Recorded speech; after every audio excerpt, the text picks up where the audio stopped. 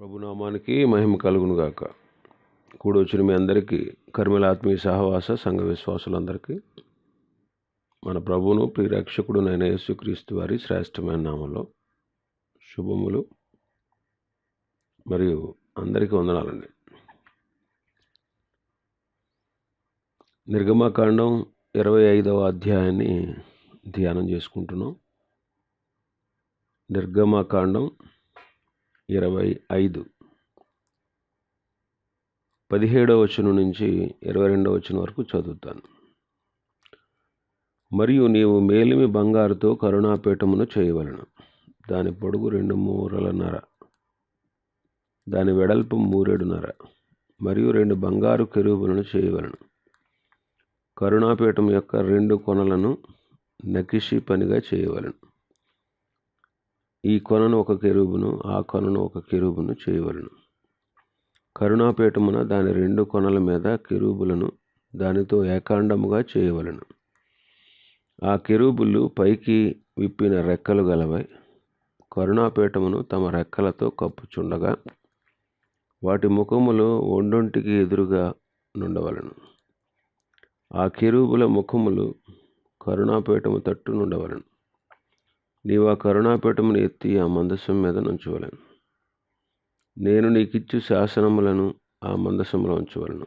అక్కడ నేను నిన్ను కలుసుకొని కరుణాపీఠము మీద నుండి శాసనములు గల మందసం మీద నుండి 2 కెరూబుల మధ్య నుండి నేను ఇశ్రాయేలీల నిమిత్తము మీకు ఆజ్ఞాపించు సమస్తమును నీకు తెలియజెప్పెదను. ఇక్కడ మందసం మీద కరుణాపీఠం ఉంది. మందసం మీద కరుణాపీఠము ఉన్నది. కరుణాపీఠము మన ప్రభువైన యేసుక్రీస్తును తేటగా చూపిస్తూ ఉంది. ఎందుకంటే మన ప్రభువైన యేసుక్రీస్తు కరుణాధారమై ఉన్నారు. రోమాపత్రిక 3వ అధ్యాయం, రోమాపత్రిక 3వ అధ్యాయం 26వ వచనం. క్రీస్తు యేసు రక్తమునందలి విశ్వాసము ద్వారా ఆయనను కరుణాధారముగా బయలుపరిచెను. యేసుక్రీస్తు రక్తమునందలి విశ్వాసము ద్వారా ఆయనను కరుణాధారముగా బయలుపరిచెను. కాబట్టి మన ప్రభువైన యేసుక్రీస్తు వారు కరుణాధారమై ఉన్నారు. అందుకే తీతు పత్రికలో అంటారు కదా పౌలు గారు, మన క్రియలను బట్టి కాక. తీతు పత్రిక 3వ అధ్యాయం, తీతు పత్రిక 3వ అధ్యాయం 5-6 వచనాలు. మనము నీతిని అనుసరించి చేసిన క్రియల మూలముగా కాక తన కనికరము చొప్పుననే పునర్జన్మ సంబంధమైన స్నానము ద్వారాను పరిశుద్ధాత్మ మనకు నూతన స్వభావము కలుగు చేయుట ద్వారాను మనలను రక్షించను. తన కనికరము చొప్పుననే మనకు రక్షణ. తన కనికరము చొప్పుననే.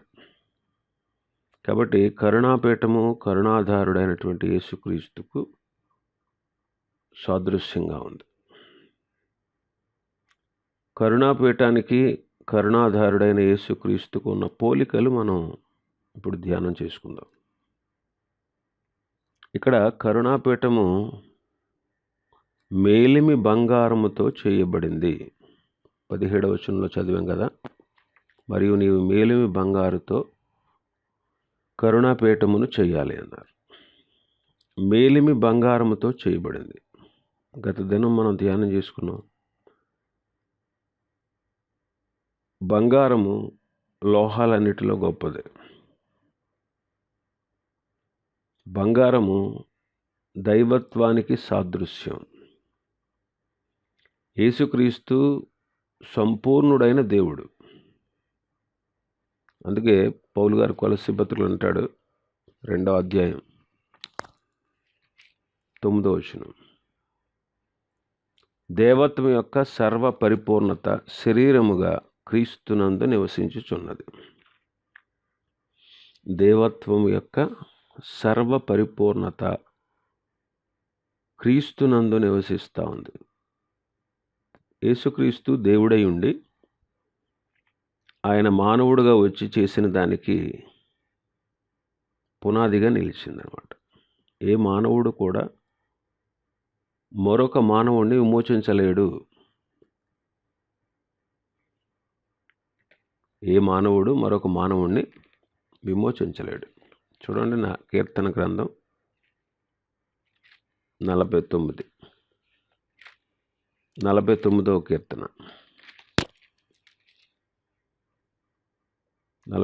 కీర్తన 7 నుంచి. ఎవడును ఏ విధము చేతనైనను తన సహోదరుని విమోచింపలేడు. వాడు కుళ్ళు చూడక నిత్యము బ్రతుకున్నట్లు వాని నిమిత్తము దేవుని సన్నిధిని ప్రాయశ్చిత్తము చేయగలవాడు ఎవడును లేడు. వారి ప్రాణ విమోచన ధనము బహు గొప్పది, అది ఎన్నటికీ తీరక అట్లుండవలసినది. ఏ మానవుడు కూడా మరి ఒక మానవుని విమోచించలేడు. అందుకే శరీరధారిగా వచ్చినటువంటి యేసుక్రీస్తు సంపూర్ణుడైనటువంటి దేవుడు. సంపూర్ణుడైనటువంటి ఆ దేవుడే మానవుడిగా అవతరించి మానవుల పాపముల నుండి మానవుల్ని విడిపించి మానవులకి పాప పరిహారాన్ని కలిగించగలిగారు. కాబట్టి యేసుక్రీస్తు సంపూర్ణ దేవుడు. మానవుడుగానే వచ్చాడు ఆయన. సంపూర్ణుడైనటువంటి దేవుడు మానవుడిగా అవతరించి మానవుల పాపాలకి పరిహారము కలిగించగలిగారు. ఇంకా మందసము లోపల ఉన్నటువంటి ధర్మశాస్త్రం గల 10 ఆజ్ఞల గల శాసనముల మీద పైన ఈ కరుణాపీఠాన్ని పెట్టారు. చూడండి 17వ వచనం.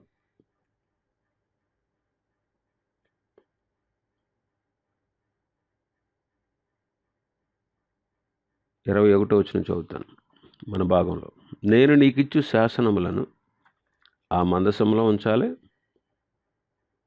ఆ మందసం పైన కరుణాపీఠాన్ని పెట్టాలంటే మందసం లోపల ధర్మశాస్త్ర గ్రంథములో ఉన్నటువంటి 10 ఆజ్ఞలు కలిగిన పలకలు ఉన్నాయి. ఆ మందసంలో ఉన్నాయి. ఆ మందసం మీద కరుణాపీఠం ఉంది. ఆ మందసం మీద ఏముంది?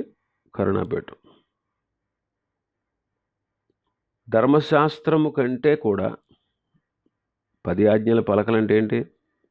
దేవుని నిబంధన పలకలు, ధర్మశాస్త్రం అని మనం ఇంతకుముందు ధ్యానించాం. ధర్మశాస్త్రములో మందసంలో మొదట ధర్మశాస్త్రం ఉంది. ధర్మశాస్త్రం పైన కరుణాపీఠం ఉంది. ధర్మశాస్త్రం పైన కరుణాపీఠం ఉంది. అంటే ధర్మశాస్త్రము కంటే కూడా దేవుని కరుణ ఎక్కువైనది అని మనకు అర్థమవుతుంది. అందుకే యాకోబు గారు అంటాడు 2:13లో, యాకోబు పత్రిక 2వ అధ్యాయం 13వ వచనంలో అంటాడు, కనికరము తీర్పును మించి అతిశయపడుతుంది అంటాడు. కనికరము తీర్పును మించి అతిశయపడుతుంది. కాబట్టి ధర్మశాస్త్రము కంటే దేవుని కరుణ గొప్పది. మోషే కంటే అబ్రహాం ముందున్నవాడు. మోషే కంటే అబ్రహాము ముందున్నవాడు. అబ్రహాముకి మొదట దేవుడు వాగ్దానం చేశాడు.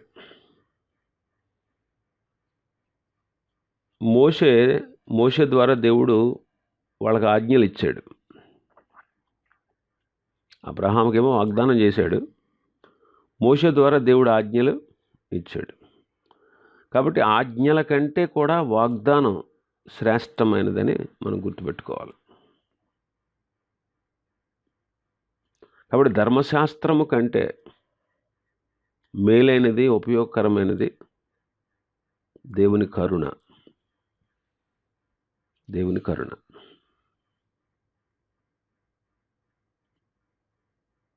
శనివారం కంటే ఆదివారం గొప్పదే. ఎందుకని? ధర్మశాస్త్రం శనివారం ఆచరించమని చెప్పింది. కరుణామైనటువంటి యేసుక్రీస్తు వచ్చిన తర్వాత భక్తులందరూ ఆదివారం ప్రభుని ఆరాధిస్తున్నారు. ధర్మశాస్త్రం శిక్షించమని చెప్పింది. యేసుక్రీస్తు క్షమించాడు. కాబట్టి అబ్రహాము మొదటివాడు, తర్వాత మోషే వచ్చాడు. అబ్రహాముకు దేవుడు ముందుగా వాగ్దానం చేశాడు.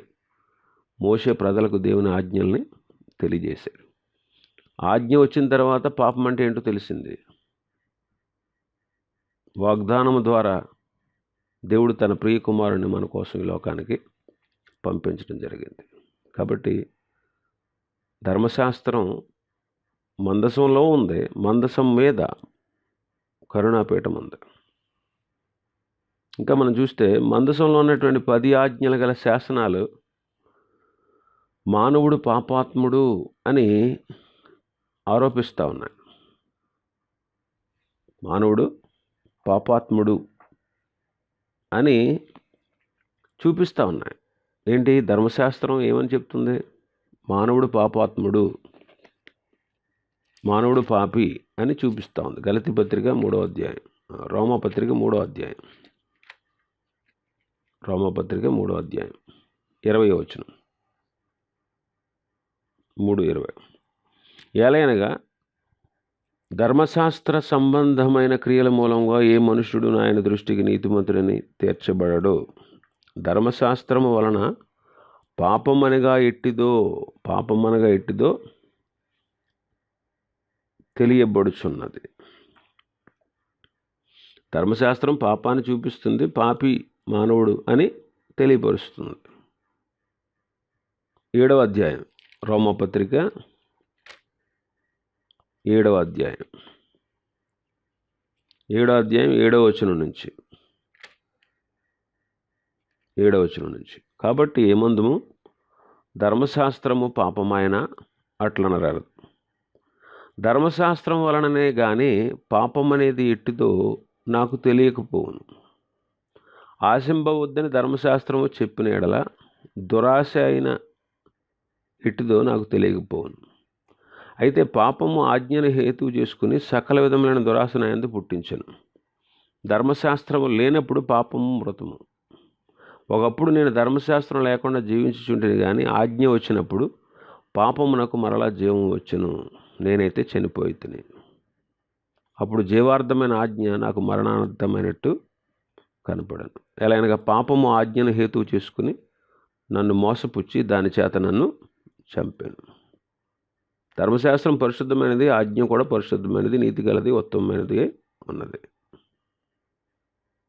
కాబట్టి ధర్మశాస్త్రము మానవుడు పాపి అని చూపిస్తూ ఉంది. కరుణాపీఠము మనం ఆలోచన చేస్తే కరుణాపీఠం మీద రక్తము ప్రోక్షించబడేది. లేవీకాండం 16వ అధ్యాయం, లేవీకాండం 16వ అధ్యాయం 14-15 వచనాలు మనం చూస్తే, అప్పుడు అతడు ఆ కోడె రక్తంలో కొంచెం తీసుకొని తూర్పు పక్కన కరుణాపీఠం మీద తన వ్రేలితో ప్రోక్షించి, కరుణాపీఠం ఎదుట తన వ్రేలితో ఆ రక్తంలో కొంచెం 7 మార్లు ప్రోక్షింపవలను. అప్పుడు అతడు ప్రజలర్పించు పాప పరిహారార్థ బలియగు మేకను వధించి అడ్డదెర లోపలికి దాని రక్తం తెచ్చి ఆ కోడె రక్తముతో చేసినట్టు దీని రక్తంతోను చేసి కరుణాపీఠం ఎదుట దానిని ప్రోక్షింపవలను. అట్లు అతడు ఇశ్రాయేళ్ల సమస్త పాపములను బట్టి, అనగా వారి అపవిత్రతను బట్టి, వారి అతిక్రమం బట్టి పరిశుద్ధ స్థలములకు ప్రాయశ్చిత్తము చేయవలను. ప్రత్యక్ష గుడారం వారి మధ్య ఉండుట వలన వారి అపవిత్రతను బట్టి అది అపవిత్రమగుచుండును గనుక అతడు దానికి ప్రాయశ్చిత్తము చేయవలెను. కాబట్టి కరుణాపీఠం మీద రక్తాన్ని ప్రోక్షించాలి. ఇది మానవుని యొక్క పాప విమోచనను చూపిస్తూ ఉంది. ఆ శాసనములు మన కంటికి కనబడవు, ఎందుకంటే అవి మందసంలో ఉన్నాయి.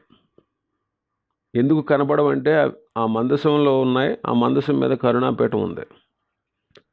ఆ కరుణాపీఠం రక్తము చేత కప్పబడినట్లు ఉంది. కాబట్టి కరుణామయుడైనటువంటి యేసుక్రీస్తు ప్రభు ఆయన రక్తము చేత మన పాపాలను కప్పివేశాడు. దేవుడు క్రీస్తునందు మనల్ని చూసినప్పుడు మనం ఏ పాపము ఎన్నడూ చేయలేని వారంగా కనబడతాం. ఎందుకంటే యేసు రక్తం మన ప్రతి పాపం నుండి మనల్ని కడిగి పవిత్రులుగా చేస్తుంది.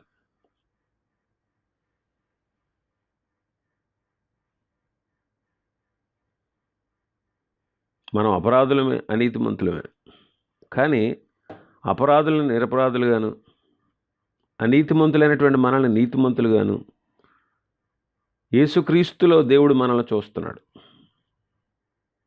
ఒకసారంట ఒక సండే స్కూల్ టీచరు ఒక ప్రశ్న వేసిందంట పిల్లలను. ఆ పిల్లలతో అందంట, దేవుడు చూడలేనిది ఏది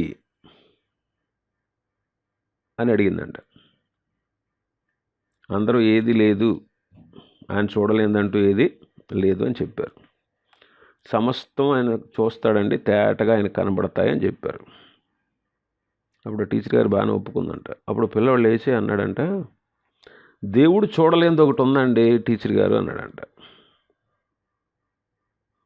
అప్పుడు టీచర్ గారు ఏంటది అని ఆసక్తిగా ఆ బిడ్డని అడిగారు. అందరూ ఆతృతగా చూస్తున్నారు ఏం చెప్తాడని. ఆ బిడ్డ అన్నాడంట, యేసుక్రీస్తు రక్తము ద్వారా దేవుడు ఎన్నడూ నా పాపం చూడలేదండి అని పిల్లవాడు జవాబు ఇచ్చాడంట. అందుకు చాలామంది ఆశ్చర్యపడ్డారంట. నిజమే, మన పాపాలు కనపడకుండా చేసింది యేసుక్రీస్తు రక్తమే. మన పాపాలు కనపడకుండా చేసింది ఏంటి చెప్పండి? యేసుక్రీస్తు రక్తమే. అందుకే యోహాను మొదటి పత్రిక 1 అధ్యాయం 7వ వచనంలో యేసు రక్తము ప్రతి పాపము నుండి మనల్ని కడిగి పవిత్రులుగా చేసింది అంటాడు. ప్రకటన 1:6లో మనల్ని ప్రేమించుచు తన రక్తం వల్ల మన పాపం నుండి మనల్ని విడిపించిన వానికి అంటాడు. 1:6లో 4వ వచనంలో 4వ ఫుట్నోట్స్లో 4వ కేసు ఉంది, చదవండి. మన పాపముల నుండి మనల్ని కడిగిన వానికి. కాబట్టి యేసుక్రీస్తు ప్రభు రక్తం మన పాపాలని దేవునికి కనపడకుండా చేసింది. ధర్మశాస్త్రం, మందసంలో ఉన్నటువంటి ధర్మశాస్త్ర పలకలు మానవుడు పాపి అని చూపిస్తూ ఉంటే, ఆ మందసం మీద ఉన్నటువంటి కరుణాపీఠం, ఆ కరుణాపీఠం మీద ఉన్నటువంటి ప్రోక్షించబడిన రక్తము పాపాన్ని కప్పివేస్తూ ఉంది. కాబట్టి మానవుల పాపం కనపడకుండా చేసింది, దేవునికి కనపడకుండా చేసింది యేసుక్రీస్తు ప్రభు రక్తము. ఇంకా ధర్మశాస్త్రం మనల్ని శిక్షకు పాత్రులుగా చేసింది. గలతీ పత్రిక 3వ అధ్యాయం, గలతీ పత్రిక 3:19 చదవండి. 3వ అధ్యాయం 19వ వచనం. గలతీ పత్రిక, క్షమించాలి, రోమాపత్రిక, గలతీ పత్రిక కాదు, రోమాపత్రిక 3:19. ప్రతి నోరు మూయబడినట్లు సర్వలోకము దేవుని శిక్షకు పాత్రమగునట్లును ధర్మశాస్త్రము చెప్పుచున్న వాటన్నిటినీ ధర్మశాస్త్రముకు లోనైన వారితో చెప్పుచున్నదని ఎరుగుదుము. ధర్మశాస్త్రం ఏం చెప్తుంది? సర్వలోకము దేవుని శిక్షకు పాత్రమై ఉన్నది, దేవుని శిక్షకు గురైపోతూ ఉంది. అయితే కరుణమైనటువంటి యేసుక్రీస్తు ఆ శిక్షను భరించి మనకు శిక్ష లేకుండా చేశారు. ఇప్పుడు యోహాను సువార్త 8వ అధ్యాయంలో ఒక సంఘటన జరిగింది. యోహాను సువార్త 8వ అధ్యాయం మొదటి నుంచి చదివితే,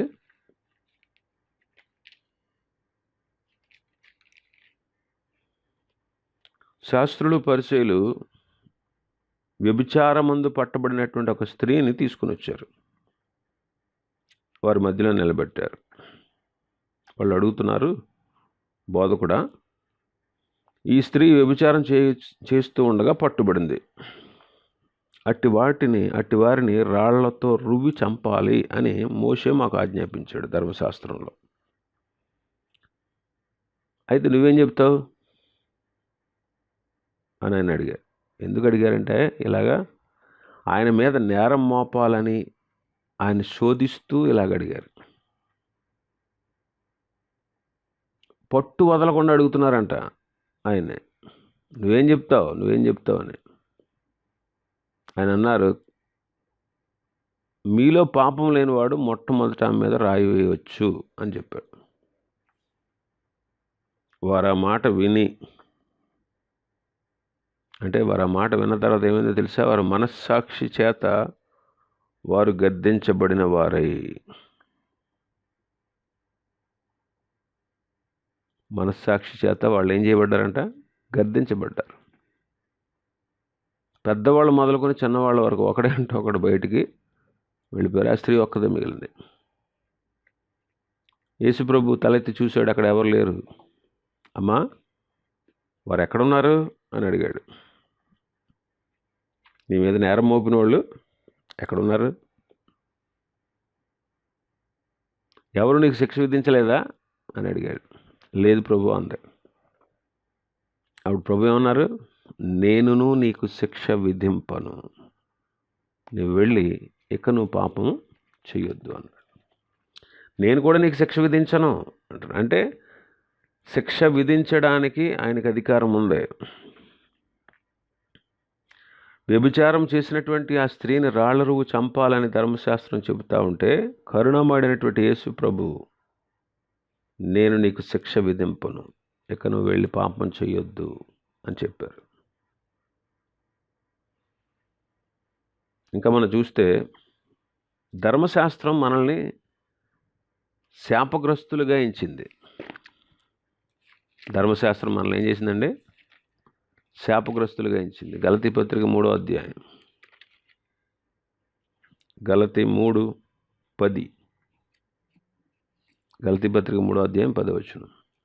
ధర్మశాస్త్రము విధించిన క్రియలకు సంబంధులందరూ శాపమునకు లోనై ఉన్నారు. ధర్మశాస్త్ర గ్రంథమందు వ్రాయబడిన విధులన్నీ చేయుట యందు నిలకడగా ఉండని ప్రతివాడు శాపగ్రస్తుడు. ధర్మశాస్త్రం విధించినటువంటి విధులన్నీ, ధర్మశాస్త్రంలో రాయబడిన విధులన్నీ చేయుట యందు నిలకడగా లేని ప్రతివాడు శాపగ్రస్తుడు. అయితే కరుణామయుడైనటువంటి యేసుక్రీస్తు వారు ఆ శాపాన్ని భరించి ఆయన యందు విశ్వాసం ఉంచినటువంటి మనల్ని ఆయన ఆశీర్వదించారు.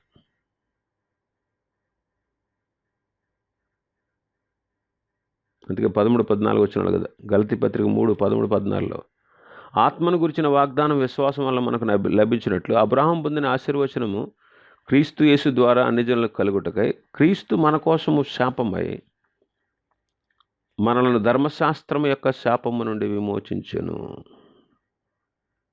ఆయన శాపగ్రహి అయి మనల్ని విమోచించారు.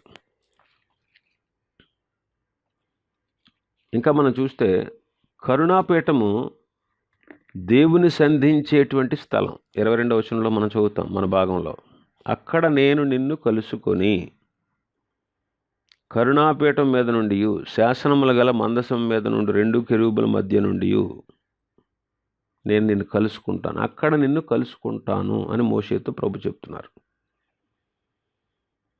క్రీస్తు ప్రభు కరుణాపీఠమై ఉన్నారు. క్రీస్తును పట్టుకున్నవాడు మాత్రమే దేవుని సంధించగలడు. క్రీస్తును కలిగి ఉన్నవాడు మాత్రమే దేవుని సన్నిధికి ప్రవేశించగలడు, దేవుని సంధించగలడు. యోహాను సువార్త 14వ అధ్యాయం, యోహాను సువార్త 14:6. యేసు, నేనే మార్గమును సత్యమును జీవమును, నా ద్వారానే తప్ప ఎవడును తండ్రి వద్దకు రాడు. మనం దేవుణ్ణి సంధించగలం యేసుక్రీస్తు ద్వారా. కరుణాపీఠము దేవుని సంధించేటువంటి స్థలం, దేవుని కలుసుకునే చోటు. కరుణాపీఠము ప్రభువైన యేసుక్రీస్తుకు సాదృశ్యం. మనం యేసుక్రీస్తు ద్వారానే తండ్రి సన్నిధికి చేరగలము. యేసుక్రీస్తు ద్వారా మాత్రమే తండ్రి సాన్నిధ్యానికి వెళ్ళగలం, ఆయన ఎదుట నిలవగలం. ఒకప్పుడు ప్రధాన యాజకుడు ఒక్కడు మాత్రమే, సంవత్సరానికి ఒక్కసారి మాత్రమే కరుణాపీఠం దగ్గర ఉన్నటువంటి అడ్డుతెరలోకి వెళ్ళేవాడు. సంవత్సరానికి ఒక్కసారి మాత్రమే, సంవత్సరానికి ఒకసారి వెళ్ళేవాడు కరుణాపీఠం దగ్గరికి దేవుని కలుసుకోవడానికి. ప్రధాన యాజకుడు మాత్రమే వెళ్ళేవాడు, ప్రధాన యాజకుడు మాత్రమే వెళ్ళేవాడు. అందుకే హెబ్రీ పత్రిక 9:7 ఏమంటాడు? సంవత్సరమునకు ఒక్కసారి మాత్రమే ప్రధాన యాజకుడు ఒక్కడే రక్తము చేతబట్టుకుని రెండవ గుడారంలోనికి ప్రవేశించును. ఆ రక్తము తన కొరకు, ప్రజల అజ్ఞాన కృతముల కొరకును అతడు అర్పించును. అయితే ఇప్పుడు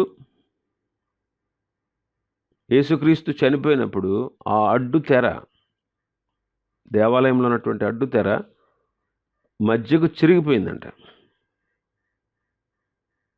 ఇప్పుడు విశ్వాసి ఏ అడ్డం లేకుండా యేసుక్రీస్తు ద్వారా ఆత్మ సహాయంతో తండ్రి వద్దకు చేరగలడు, తండ్రి దగ్గరికి చేరగలడు. కాబట్టి విశ్వాసికి ఇప్పుడు ఏ అడ్డు లేదు. యేసుక్రీస్తు ద్వారా ధైర్యంగా ఆయన ఆత్మ సహాయం చేత తండ్రి వద్దకు చేరగలుగుతున్నాం. ఎఫెసీ పత్రిక 2వ అధ్యాయం 18వ వచనం. ఆయన ద్వారానే మనం ఉభయులము ఒక్క ఆత్మయందు తండ్రి సన్నిధికి చేరగలిగి ఉన్నాము. ఎప్పుడైతే యేసుక్రీస్తు ప్రభు శిలువలో మరణించారో, మత్తయి సువార్త 27లో చూస్తాం. యేసుక్రీస్తు ప్రభు శిలువలో మరణించిన వెంటనే జరిగినటువంటి పరిణామాలు మనం చదివితే, ఆ పరిణామాలు ఒకటి, దేవాలయపు తెర పైనుంచి కిందకి రెండుగా చినిగిపోయింది. 27:51 వచనాలు, 27వ అధ్యాయం మత్తయి సువార్త.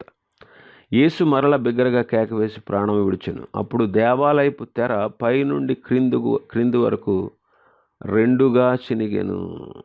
భూమి వణికెను, బండలు బద్దలాయను, సమాధులు తెరవబడిన, నిద్రించిన అనేక మంది పరిశుద్ధుల శరీరములు లేచెను.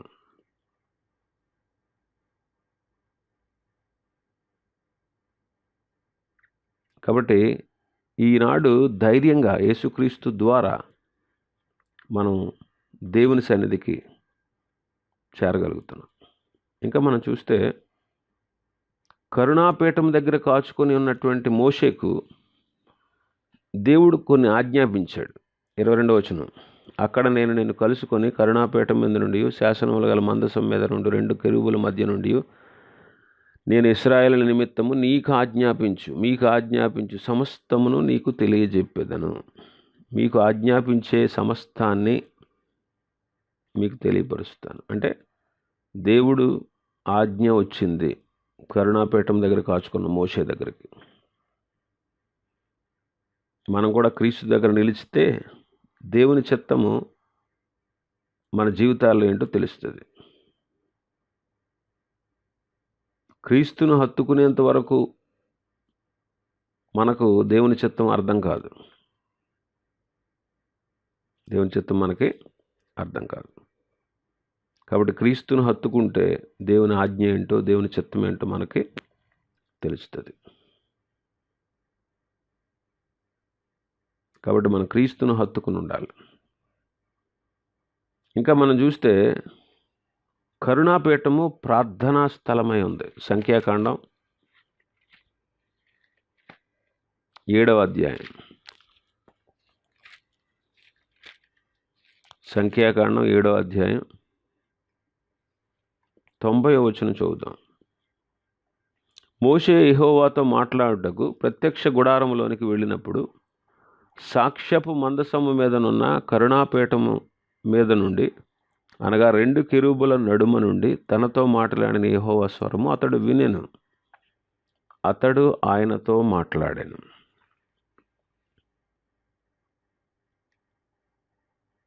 తనతో మాట్లాడిన యెహోవా స్వరము మోషే విన్నాడు.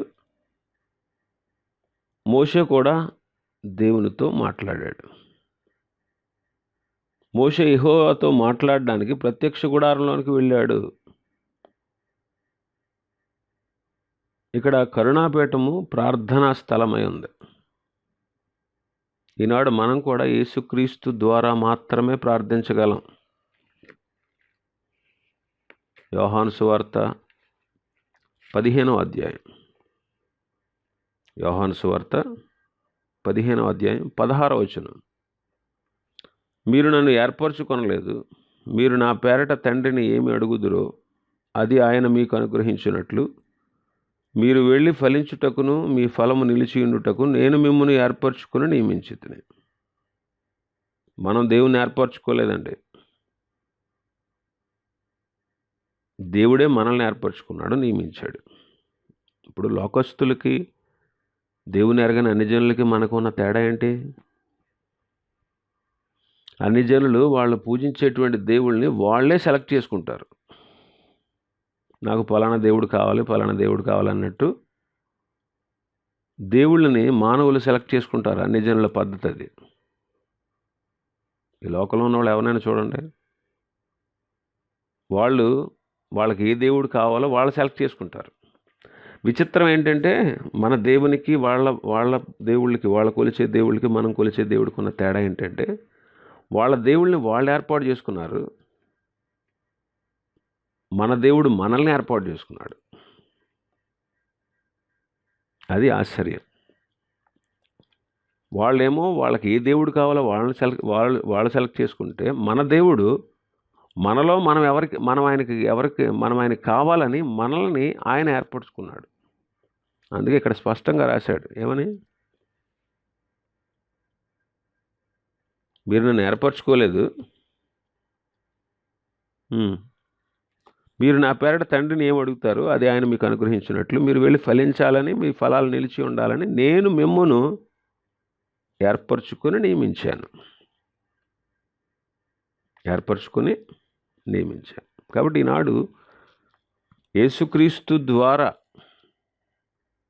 మన తండ్రిని ఆయన నామం పేరట ఏది అడుగుతామో అది ఆయన మనకు అనుగ్రహిస్తారు. కాబట్టి కరుణాపీఠము ప్రార్థనా స్థలమై ఉంది. కరుణాపీఠం ఏమని ఉంది?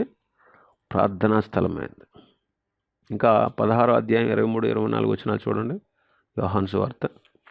ఆ దినమున మీరు దేనిని గురించి నన్ను అడగరు, మీరు తండ్రిని నా పేరట ఏమి అడిగినను ఆయన మీకు అనుగ్రహించునని మీతో నిశ్చయంగా చెప్పుచున్నాను. ఇదివరకు మీరు ఏది నా పేరట అడగలేదు, మీ సంతోషము పరిపూర్ణమగినట్లు అడుగుడి మీకు దొరుకును. నా పేరట మీరు ఏమి అడగలేదు, నా పేరట మీరు ఏది అడిగినా అది ఆయన మీకు అనుగ్రహిస్తాడని నిశ్చయంగా మీతో చెప్పుచున్నాను. నా పేరట మీరు ఇంతకుముందు ఏది అడగలేదు, మీ సంతోషం పరిపూర్ణమయ్యేటట్లు అడగండి, నేను మీకు ఇస్తాను, మీకు దొరుకుతుంది అన్నాడు. కాబట్టి కరుణాపీఠం ప్రార్థించే స్థలం. ఇంకా తర్వాత చూస్తే కరుణాపీఠం అనేది ఇశ్రాయేలులకు అవసరమై ఉన్నది. అవును, అవసరమే. ఎందుకంటే వారి అతిక్రమములను బట్టి ఎన్నోసార్లు, వారి అతిక్రమాలను బట్టి ఎన్నోసార్లు వాళ్ళకి తీర్పు అవసరమై ఉంది. కానీ సంవత్సరానికి ఒక్కసారే దాని మీద ప్రోక్షించబడేటువంటి బలి రక్తాన్ని బట్టి అది ఇశ్రాయేలుకు కృపాసనంగా పరిగణించబడుతుంది. సంవత్సరానికి ఒకసారి ప్రధాన యాజకుడు రక్తాన్ని తీసుకువెళ్ళి తన కొరకు, ఇశ్రాయేలులందరి కొరకు, లేవీకాండం 16వ అధ్యాయం, లేవీకాండం 16వ అధ్యాయం 14వ వచనం నుంచి ఇందా చదువుకున్నాం కదా, 14వ వచనం. అప్పుడు అతడు ఆ కూడల రక్తం కొంచెం తీసుకుని తూర్పు పక్కన కరుణాపీఠం మీద వేలుతో ప్రోక్షించి కరుణాపీఠం మీద దాని వేలుతో రక్తంలో కొంచెం 7 మార్లు ప్రోక్షింపవలను. అప్పుడు అతడు ప్రజలంపించి పాప పరిహారద బలియగు మేకను వధించి అడ్డదారి లోపలికి దాని రక్తం తెచ్చి ఆ కోడి రక్తంతో చేసినట్టు దీని రక్తంతో చేసి కరుణాపీఠం మీదను దాన్ని ప్రోక్షింపవలను. అట్లు అతడు ఇశ్రాయేలుల సమస్త పాపములను బట్టి, అనగా వారి అపవిత్రతను బట్టి, వారి అతిక్రమం బట్టి పరిశుద్ధ స్థలమునకు ప్రాయశ్చిత్తం చేయవలను. ప్రత్యక్ష గుడారం వారి మధ్య ఉండుట వలన అది వారి అపవిత్రతను బట్టి అది అపవిత్రమగుచుండును గనుక అతడు దానికి ప్రాయశ్చిత్తము చేయవలెను.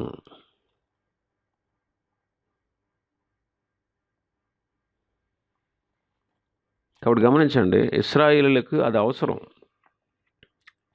కరుణాపీఠం. అయితే ఇప్పుడు యేసుక్రీస్తుని నమ్మిన వారికి,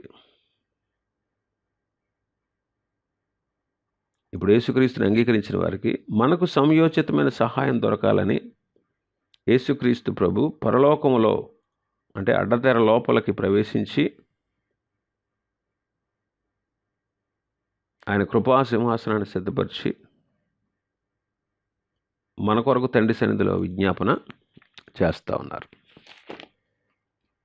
కాబట్టి ఆయన సంవత్సరానికి ఒక్కసారే ప్రధాన యాజకుడు అతి పరిశుద్ధ స్థలంలోకి, రెండవ గుడారంలోకి వెళ్ళేవాడు, సంవత్సరానికి ఒకసారి. ఇప్పుడైతే యేసుక్రీస్తు మన కోసం తండ్రి సన్నిధిలోనికి ప్రవేశించి తండ్రి సన్నిధిలో మన పాపములకు ఆయన ప్రాయశ్చిత్తం కలిగిస్తూ ఉన్నారు. హెబ్రీ పత్రిక 4:16 చూస్తే, కనుక మనం కనికరించబడి సమయోచితమైన సహాయం కొరకు కృప పొందినట్లు ధైర్యంతో కృపాసనం వద్దకు చేరుతున్నాం. ఈనాడు మనకు స్వాతంత్రం ఉంది. ధైర్యంగా మనం కృపాసనం వద్దకు చేరగలుగుతున్నాం.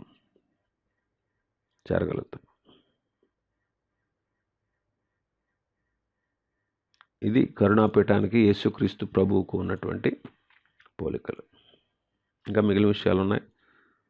ప్రభు చిత్తమైతే రేపు ఉదయం ధ్యానం చేసుకుందాం. దేవుడి వర్తమానాన్ని మనం వెనుకడలా ఆశీర్వదించును గాక. ఆమేన్.